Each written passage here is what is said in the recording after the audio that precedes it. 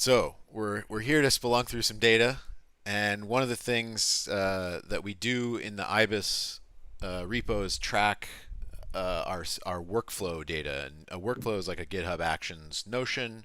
Every time somebody makes a PR, and there's a couple of other things, a workflow gets kicked off. There's a bunch of data kind of about it. It's interesting. It's nested. It's got all sorts of behavioral things going on in it, and that's kind of what we're gonna spelunk around in here today using VisiData.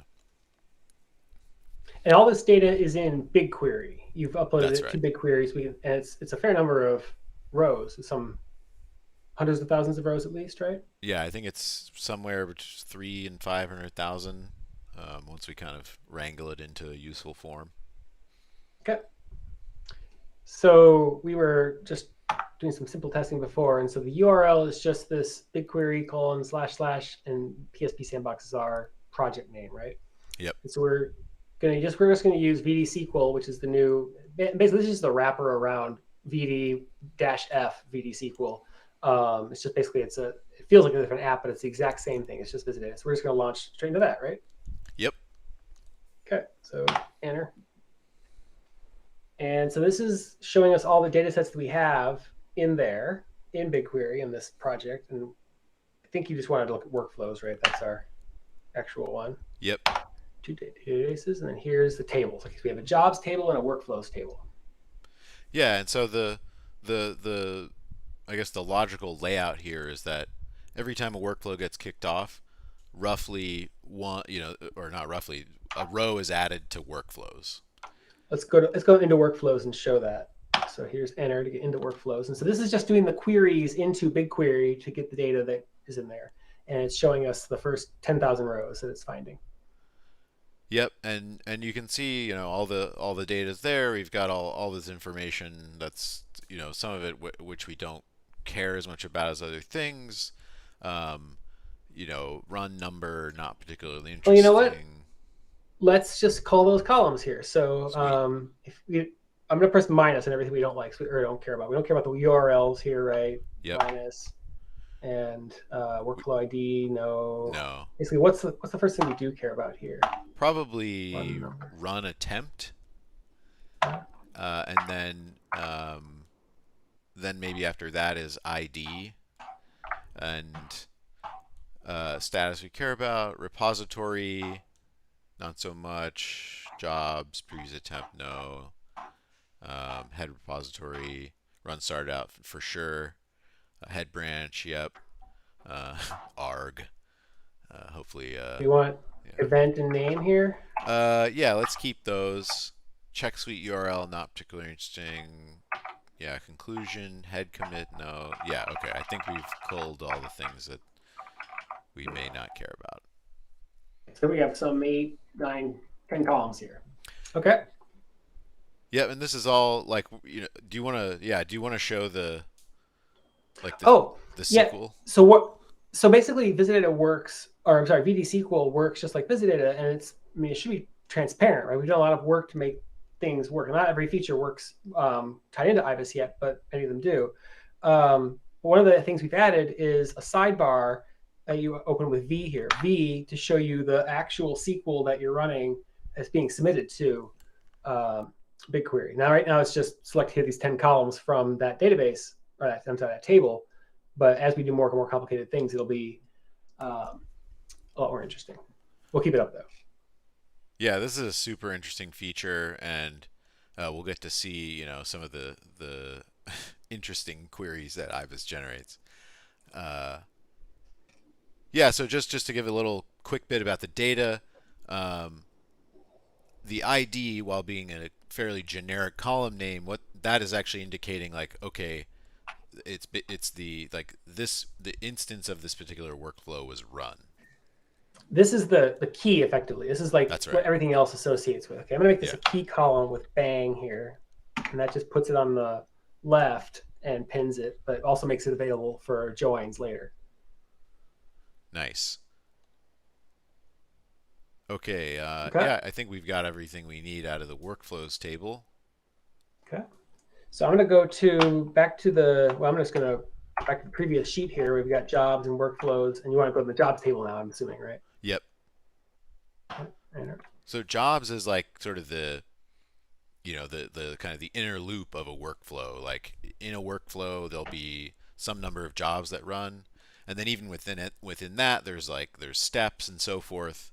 Um, actually, I'm kind of curious here how many jobs there are per workflow. We actually haven't tried this. This is live. This is no net. Well, the net of just being here. Anyway, but I'm kind of curious to see how many jobs per workflow. Is there a way we can do that with just this table here? yeah. So you should be able to do if you do a group by on. Let me remove some of these columns here. Yeah. We don't want the head. That's Shah and the runner. I don't think we want the runner group ID, do we? No. The runner name. And the URLs. Actually, anything that's got a URL. I'm going to go to the column sheet here, and we're going to select all the URLs and just hide those straight away. Node ID, I don't think we want. What else do we not care about here? Labels. Runner group name. Runner ID. So I can make the terminal a little smaller. Care about. Okay, there we go. Okay, and so which ID corresponds to the workflow? The run ID corresponds to the instance of the workflow that was run. So you can actually. So if I just group on that, right? Did I just do a? That'll show you how many jobs were run in that particular workflow run, which is interesting. Yeah. So let's try that. So this is just Shift F. Shift F is one of those super features of VisiData, and of course, the SQL here we're generating is a little bit of a mess because we want some things like percent and other things, but it is legit. And so here's the count. Okay, I'm going to sort by count here. I'll get rid of some of these extra columns. Sort by count, and this is just the square bracket here. And so, okay, I got you. So it's dozens. It's like 72 jobs in here, which is the high for whatever run this was. But mostly it looks like it's some 50 dozens basically of jobs in a workflow. Okay, gotcha. And some workflows only have one job in them. Okay, I just wanted to see the distribution. I was curious. It was like, there's hundreds of things in there, or what the thing. But it sounds like it's dozens of jobs in workflow, which makes sense. Yeah, there's some other interesting things around, like how the like some of these run IDs will correspond to workflows that like no longer exist, which is kind of interesting. That's okay. Yeah, that's okay. In fact, if I was doing anything here, I was kind of showing that like I just had a mild curiosity about something, and it was fast enough and easy enough that like why not just look at it and just like kind of get like a sense of the scope of the data. Because whatever, it was one keystroke, who cares, right? I guess it was a couple of keystrokes trying to remove some columns and sorted, but it really was no big deal. And now I'm back into the main workflow here, having gotten that little piece of information. Now we're right back into the flow. Right. It's like, so you often will do these. Okay. Oh, we have a question in the chat. Can you key off of count so it's easy to see the distribution numerically instead of by feeling? Key off count. What do you mean? Oh, I think they want me to do a frequency analysis of count then too. Interesting. Okay, so if I rename this to job count, then does that work? Yeah, okay, there we go. And so, okay, so you wanted to know how many things will had each individual job count. So is this the distribution they were looking for, probably? Where we can see literally it's like most things. Yeah, like we can like look at the mode if you sort by the histogram or the count. Yeah. But actually it looks like, yeah, exactly. There's a big plump here, 1 to 7, 1 to 8, and then something at 36. Probably there's like a lot of job. There's probably like one particular kind of workflow that has 36, and we do that all the time, I'm guessing. In fact, we could probably just dive in here and find out. Oh, I see. We're going to have to do a join to see what the actual thing is. Let me get out of here. But anyway, great question. This is really great because I think just having this interactive interface allows you to generate ideas that you might not have been able to generate because you were like, okay, I got to go look at the docs and look at the method calls and blah blah blah. But here you're just like, I don't know, let's look at the distribution. Um, Right. Let's just see it. Okay. Yeah. Okay. Let's get back into the other things. We can get the link between the jobs and the workflows, so we can see, for instance, maybe what this 36 job workflow is. right. Yeah. So So of course, like when you're doing data analysis, you often need to do a join, and VisiData lets you do that, and we've built the integration with Ibis such that that's possible. And it yeah, let's queue up the join. okay. So I just made the run ID be the ID column because that's the same here. Well, let me go back over here. So we got the jobs and workflows. So basically, I have two sheets in the top here. We've got the jobs and workflows, and they both have an ID column. So this ID column maps to this run ID. Is that right? That's right.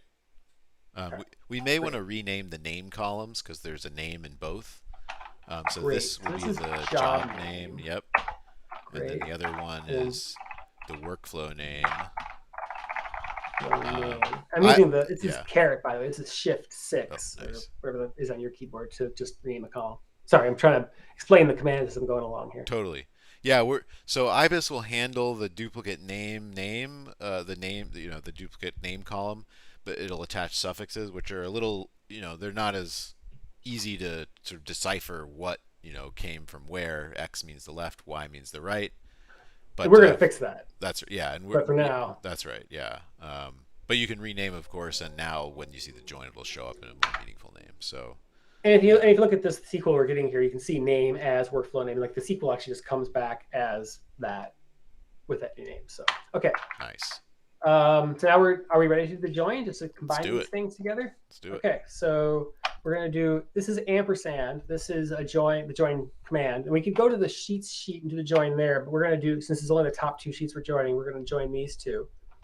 And we're going to do, what do you kind of join? I said an inner join, right? Yep. Okay, so this is going to only select things that match on both here. So we're going to do the inner join. And so now we've got this join sheet of workflows, jobs, which I probably should rename this sheet, to be honest. To Not enough workflows.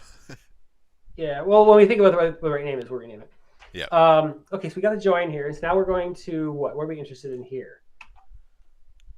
So Everything. Can we remove some columns here? Get rid of this. Make this a little bit cleaned up here. yeah, so I think we probably want if only pull request events. Let me go to the column sheet. We can see all the things here. So, Right. yeah, what do you like? What do you want to keep versus ditch here? So if we're looking at run attempts, Yep. then we want to keep probably both because there's actually two levels of run attempts we could look at, right? There's like how many run attempts for a given job in a workflow, and then there's how many run attempts of the whole workflow we could look at. Um, We want to get rid of this ID Y, yeah, I don't think we're super interested in the IDs. status Y. Right. Status Y will be the job status, so Same as this. that's the Right. no. So a job can fail, or sorry, a Oh, I see. So this one you believe is the, and I actually can. I think I can. Yeah. So this sheet's are both coming from the same sheet. Okay. We do need to change the name so it's doing the right thing here. We don't know which sheet it's coming from yet. But we'll right. fix that. But the Okay. X, well, I think it's workflows on the left and jobs on the right. Is that? Oh, and so X will Yeah. be the workflow. So this is Yeah, workflow status, that's right. Yeah. and then this is job status. Yep. Okay.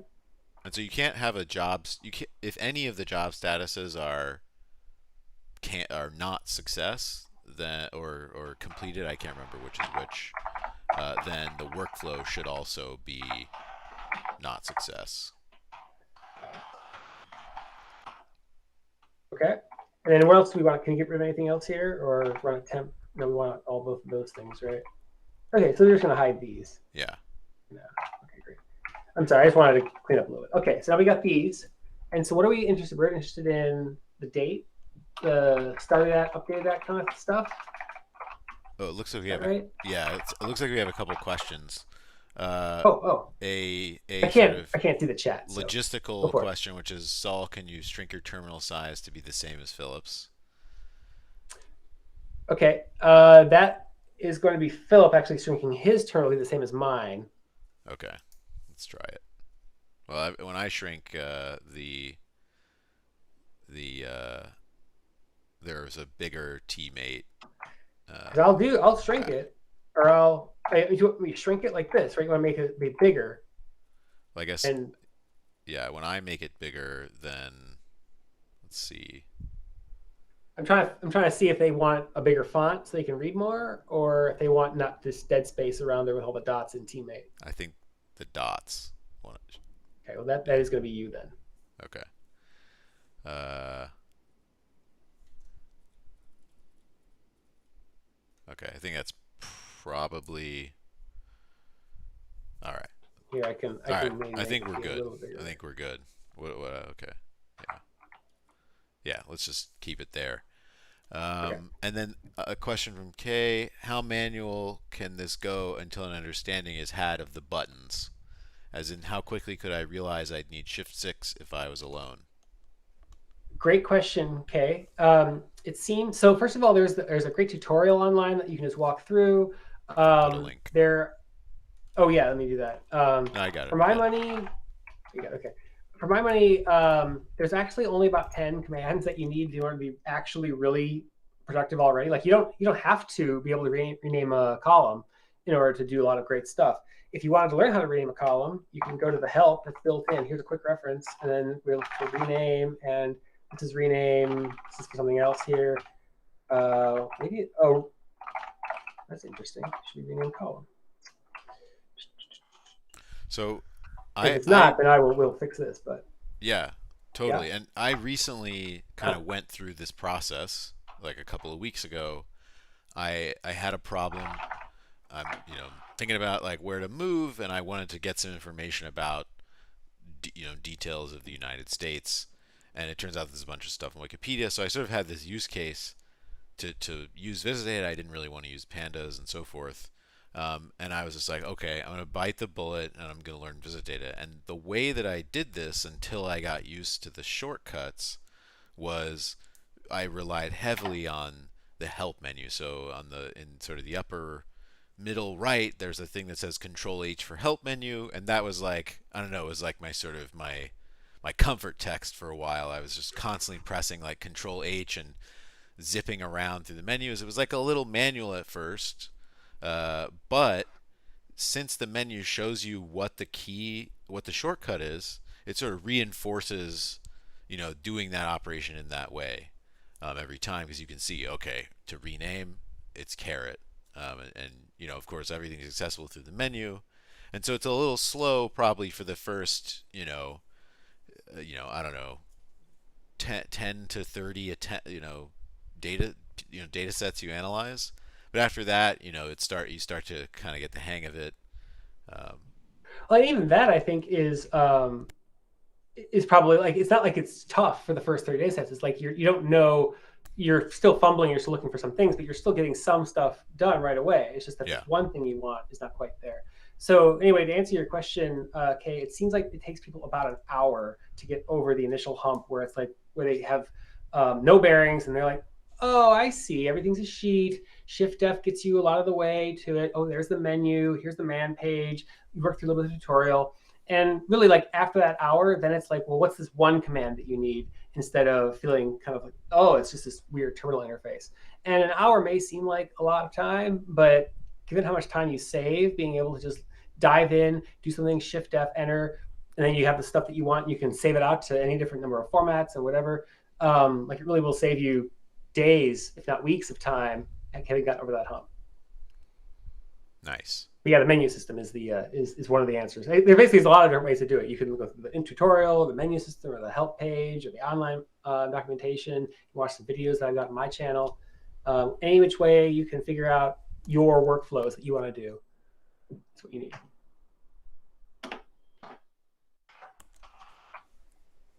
Okay. So where were we here? We've got the dates we wanted to look at, the times. Why don't we look at the distribution of run attempt X, which is the workflow run attempts, and look at and Okay. Actually, maybe key by workflow name, so then we can see like for a given so you want workflow. me to? Oh, so you want to see this and this? I guess I want to see the max of workflow run attempt. Okay, the max workflow run, and then you want to do a shift F on workflow name. Yeah, I guess I can just bring that over there. Okay, so shift F on that. And all this this slowness, which isn't actually all that slow, really. I mean, compared to VisiData with a local file, it feels just in terminal. Well, that's just going to BigQuery. That's how long it takes BigQuery to do this stuff. Yep. Okay, so we've got the workflow name and then the counts here. 31 different workflows. The Right. max. I'm sorry, oh, the max workflow runs what you want to look at. Right. So this is like what workflow like which workflow has the largest number of multiple attempts? And like it makes sense that it's the backends one because this is our CI job that does like the backend test matrix where it's like, okay, we're gonna run, two versions of Python.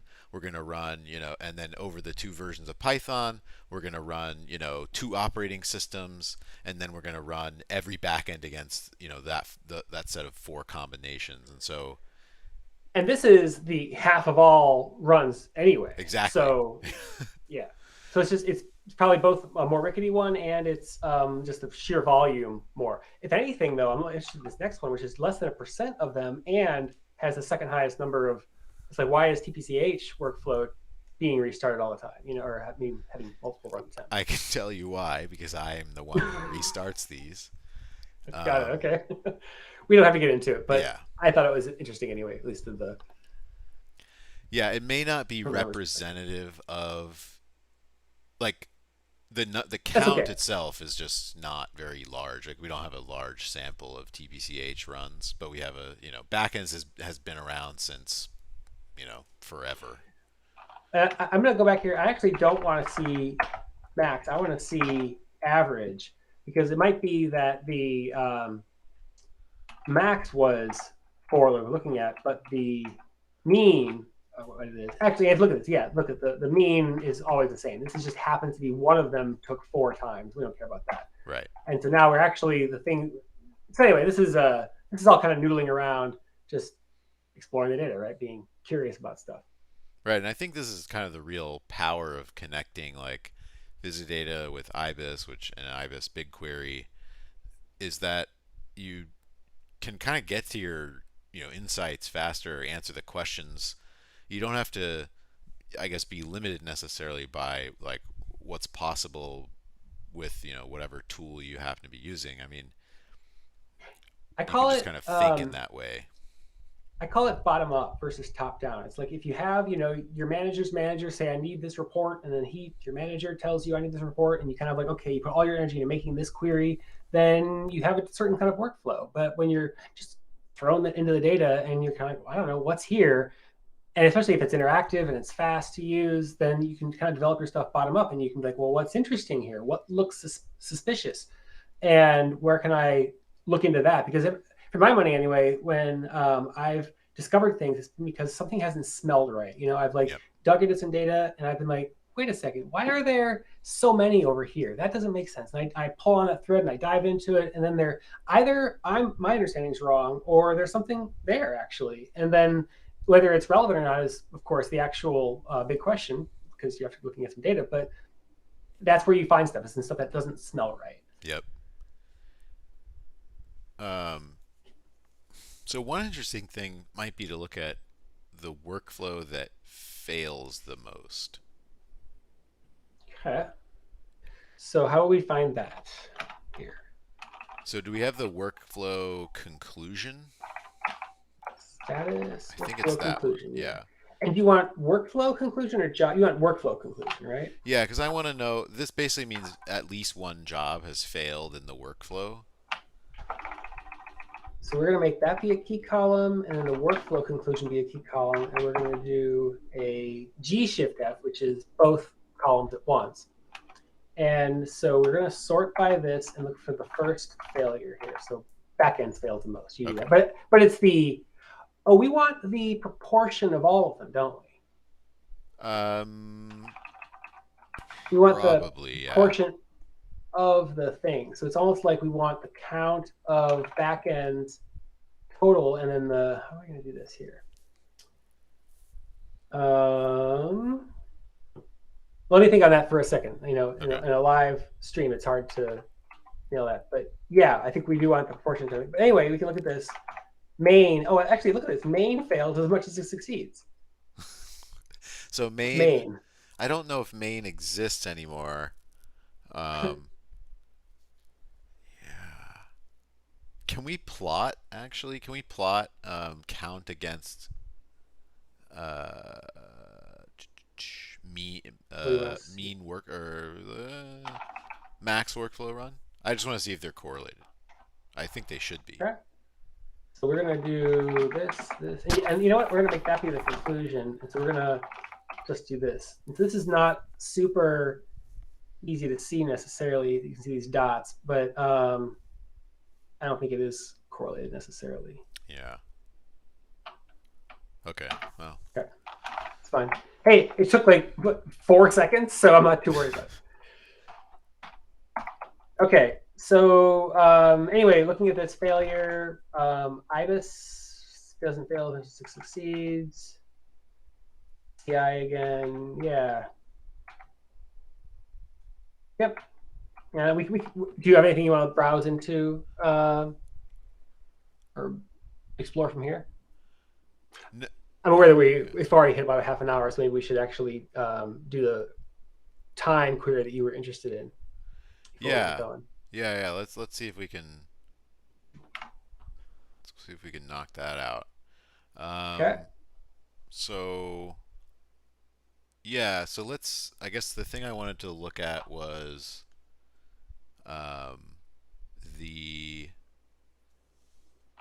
Which, I guess, workflow takes the longest? Okay.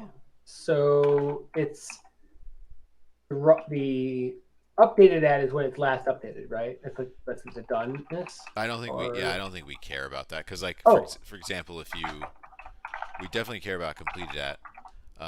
So updated at is like if a job fails and then 30 minutes later you rerun it, then it'll be updated, and so we don't necessarily care about that as a indicator of duration in any way.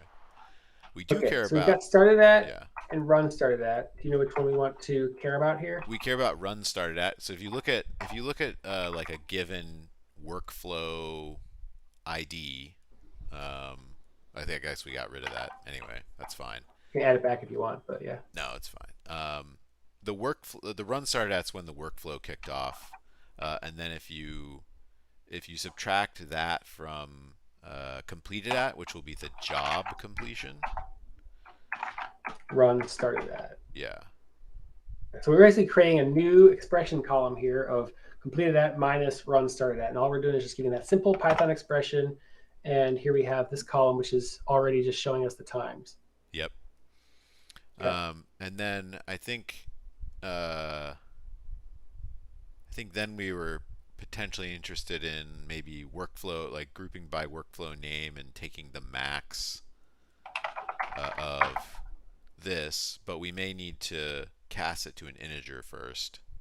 See what happens if we do that. One thing that is nice with this is that you can try it and then you'll show you the errors. So that seems to have worked. Oh, we have a workflow. We have a workflow that took 3 days. Yep, sure did. Wow. Okay. Luckily, that doesn't seem to represent the majority of things. Although, well, actually, we don't know about the majority because, again, this is the same point you made before. Like, we would have to look at like the distribution, I think. Okay, so we need to add the average of a time of an interval. This is a feature we can add in Ibis. We have a question. it's an interesting Yeah. question. I mean, all the questions so far Okay. have been really interesting. Um, Okay. somebody says, I hope Maine is doing all right. Maine no longer exists, so it's not doing very well. It was taking too long. It was like you're just slow. You're gonna have to. Yeah. Anyway. Yeah. So the question is, have you all been able to do any workflow improvement measurements of an analyst with this versus an analyst comfortable with SQL, Ibis slash Pandas, and BigQuery? Uh, So it's actually a little tricky because you kind of have to like set up a lab, like an environment where you're like having the exact same task and you have two people doing the same things, etc. And it's like for me, it's evident, right? Like I've done this stuff with Python and notebooks and SQL and everything, and like there's kind of just no competition. I would love to actually show a little video of that. We just talked about that with somebody this morning. How can we show that this is the case? And it's just such a rapid or a radical shift in things that like I do know which way it's going to come out. I don't know what the actual numbers are. Maybe that'd actually be kind of fun. Maybe it is like actually a you can talk about percents or times or whatever. It seems like we want to be kind of rigorous about it in order to have it not just feel like it's a sales job, you know? yeah. Yeah, and one other thing that's sort of like a practical issue is that like this is pretty new. I think it's like a couple weeks old, so I don't think we haven't even thought about all the like super interesting things I think we could do trying to understand, user workflows yet. Um, there's a fair amount of I think feature work and bug fixing that we need to do to kind of polish this up. But as you can see, it's already really useful. And I sort And of we could, feel like I'm like, okay, I don't want to use pandas anymore. I want to use Visidata. yeah, Um, I mean, and it's not that you won't ever use pandas or ibis as in a notebook or whatever kind of thing. It's just that, and yeah, this is, I think, what happens for me is that there's one goal that I have, and like I just need to get this piece of information, right? Either this piece of information or figure something out about this. But along the way, there are some 10, dozens, maybe even 100 little things that you have to do. You have to pull this data set from over there in order to join it, or you need to convert this stuff into JSON so you can plot it, or whatever. Like it's literally are so many different little things you have to do that even if this doesn't solve like the front soup to nuts whole thing, you can get those pieces done in a tenth of the time. And then that magnified over each of those dozens of things is saving you hours. yep. Looks like we have another question. Uh, Relatedly with notebooks, you in theory get to capture the provenance of your analysis. Are you all working on any way to capture the EDA process that gets done in this? So there is uh, a command log that will show you everything that you've done here. And it's a little bit messy because it captures every little thing, or every data modifying command where you're renaming or hiding or whatever. But apart from that, there is this SQL, the sidebar thing. And so if we want to open the sidebar, and this is also the top too, here is the SQL that is run to get this join.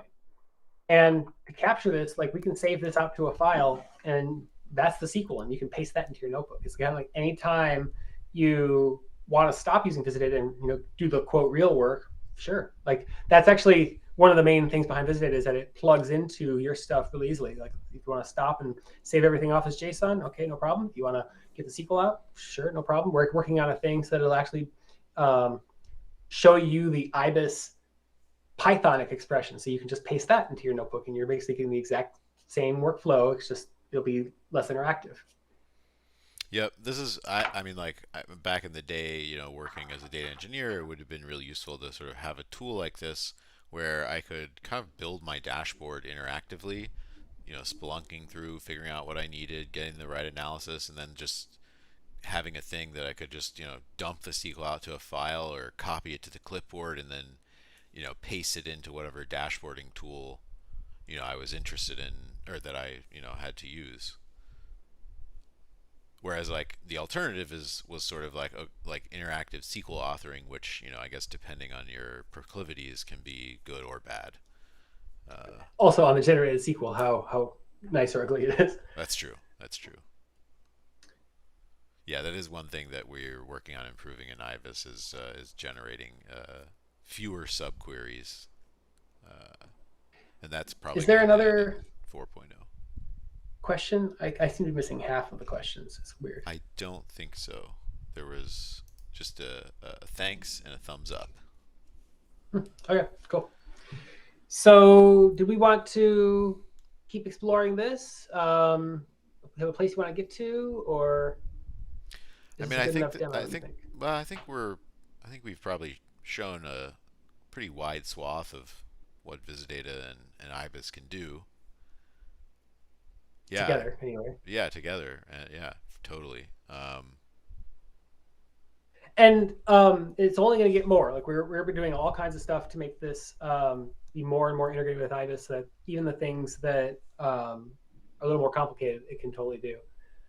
And of course, it's not just these databases. Visit it can talk to all kinds of files and online. Like it can actually get tables from Wikipedia, as Philip was mentioning, dive into zip files, whether they're hosted online or local.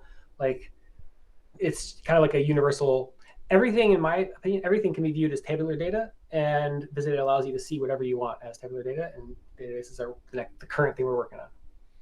Yep, and yeah, I mean, and Visidata kind of like works with all the the various Ibis backends that kind of do SQL-like things. So BigQuery, ClickHouse, SQLite, DuckDB, Postgres, MySQL. There's probably some others that I'm missing, but yeah, it's sort of like once it kind of works in Ibis, like it's either no additional code or very little additional code to work inside of Visidata. Yep. Sweet. Well, I think we're gonna wrap it up there, and this has been really awesome, Saul. Thanks for coming on. Sure. Thank you for having me. Thanks everyone for tuning in, and see you next week for some more awesome Ibis stuff.